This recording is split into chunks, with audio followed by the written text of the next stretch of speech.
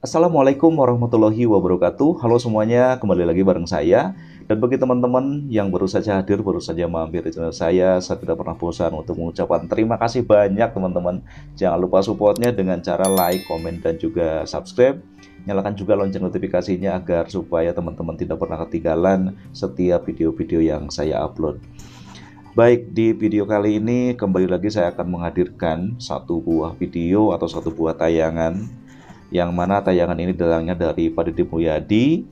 Dan kala itu Pak Deddy Mulyadi diundang oleh salah satu stasiun televisi di acara Mata Najwa. Nah, mungkin teman-teman sudah tidak heran ya ketika mendengar acara Mata Najwa. Nah, tetapi di sini ada yang menarik teman-teman. Ketika Najwa Shihab atau Mbak Nana mempertanyakan bagaimana kondisi rakyat saat itu. Nah, awalnya Pak Deddy ini seolah-olah diremehkan lah oleh lawan politiknya. Nah, tetapi selang 1-2 menit, apa yang Pak Deddy sampaikan, apa yang Pak Deddy utarakan, itu seolah-olah membungkam lawan politiknya. Karena apa? Ketika berbicara soal rakyat, ya tentunya Pak Deddy Mulyadi lebih paham, lebih tahu bagaimana kondisi atau bagaimana kondisi masyarakat, khususnya di kalangan bawah ya. Jadi ketika lawan politiknya bilang, wah ini saya sering berkunjung ke masyarakat, sering berkunjung ke warga, Pak Deddy bilang, saya hidup bersama warga. Oh, saya sering berkunjung ke kampung, kata lawan politiknya. Kalau saya hidup di kampung. Jadi setiap pertanyaan yang dilontarkan oleh lawan politiknya, Pak Deddy selalu bisa menjawab dengan baik.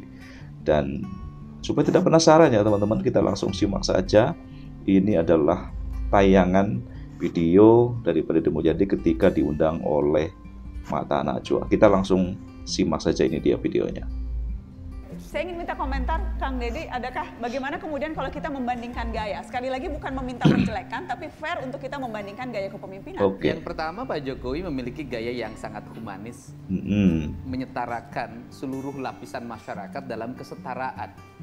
Antara dirinya dengan masyarakatnya seperti tanpa jeda. Andai kata dibolehkan tanpa pas pampres, mungkin dia sudah berbaur dalam setiap hari. Seringkali kalau saya bertemu dia bergumul dengan masyarakat, kasihan sama pas pampresnya. Karena harus berjibaku bagaimana masyarakat ingin menyentuh, ingin bersalaman, ingin memeluk. Sedangkan aspek protokoler sangat juga mempengaruhi dalam kesehariannya. Prospek itulah dia sangat cepat merespon apa yang menjadi kebutuhan publik dan apa yang menjadi kegelisahan publik.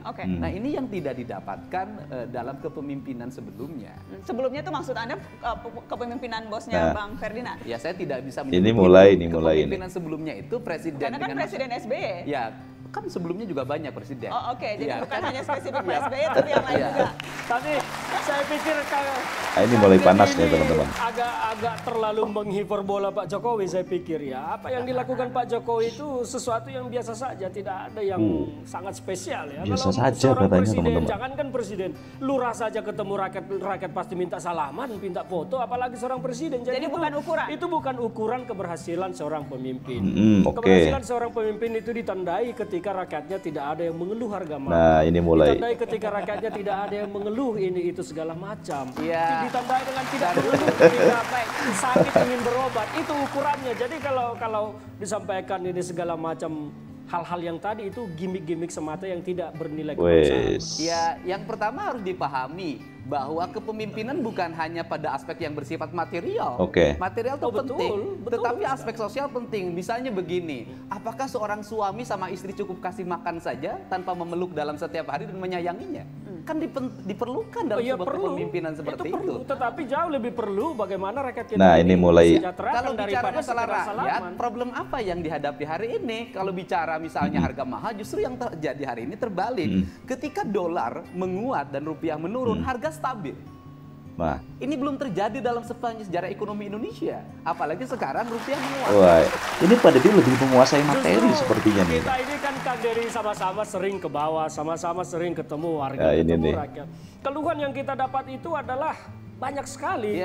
Masyarakat kita itu menyatakan harga mahal, tidak stabil, naik turun. Jadi agak berbeda yang kita dapat di lapangan dengan yang Kang Deddy sampaikan. Baik.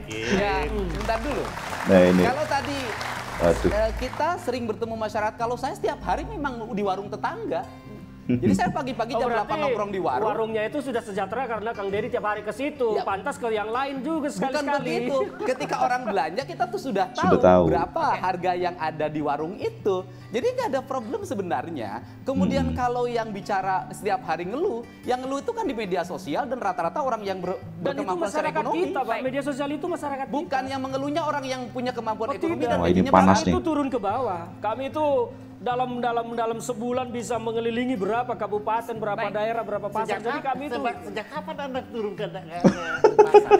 Wah, ini kan sejak bukan kampanye aja. Ini Bang Kapitra ini. Aduh, ada yang bela ini. Saja tahu kami turun ke daerah. Kang Deddy ini pelaku. Saya tinggalnya di kampung. Iya. Sama kami turun ke kampung. Dia kepala daerah. Tinggal di kampung bukan turun. Dia kami turun ke ngerti. kampung. Oke, kami di kampung di kota tinggalnya. Anda bagaimana bisa merasakan penderitaan rakyat orang datang naik pesawat? Baik. Coba kalau loncat dari atas. Kami keliling-keliling itu naik bus, Bang. Naik bus keliling kabupaten. Jadi kami merasakan betul apa yang terjadi di masyarakat. Baik, kita Jadi harus kalau Bang Ferdinand keliling kabupaten, kalau saya tinggal di kampung di sebuah kabupaten. baik. Kita akan lanjutkan lagi. Setelah ini saya akan ke Anda, Toto. Saya ingin tanya apa yang harusnya jadi ukuran, apa yang kemudian bisa jadi patokan kalau masing-masing orang yang dulu pernah mendukung yang lain sekarang sudah menyatakan hal yang berbeda. Patokan apa yang bisa dijadikan pegangan untuk semua setelah pariwara tetap. Wah.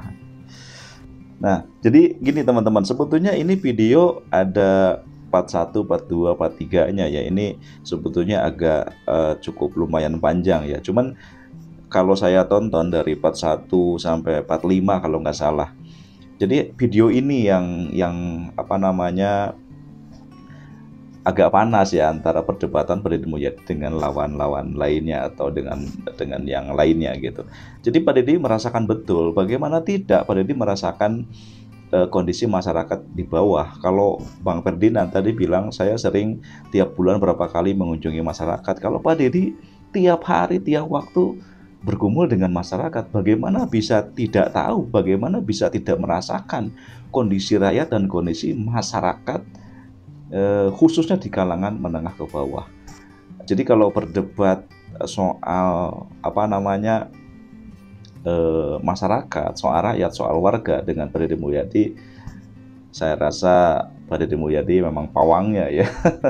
Karena Pak Deddy setiap hari bergumul, bertemu, apa namanya, membantu menyelesaikan setiap masalah-masalah warga yang memang saat itu menurut Pak Deddy perlu dibantu. Karena kalau saya lihat ya, Pak Deddy itu konten-kontennya itu tidak ada yang disetting, jadi mengalir begitu saja.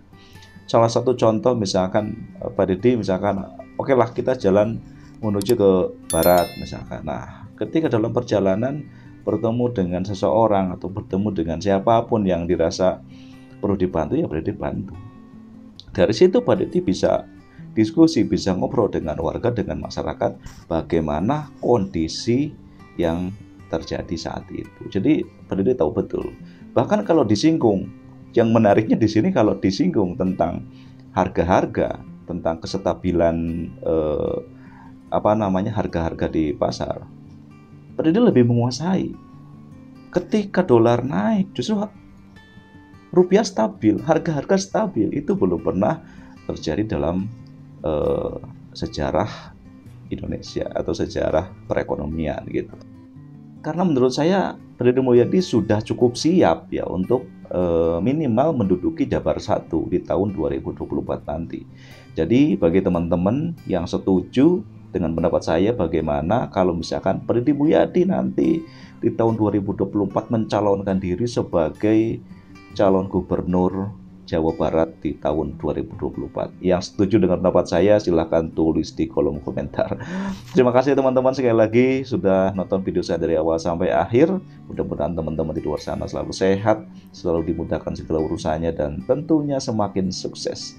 Terima kasih, sampai jumpa di video saya berikutnya. Wassalamualaikum warahmatullahi wabarakatuh.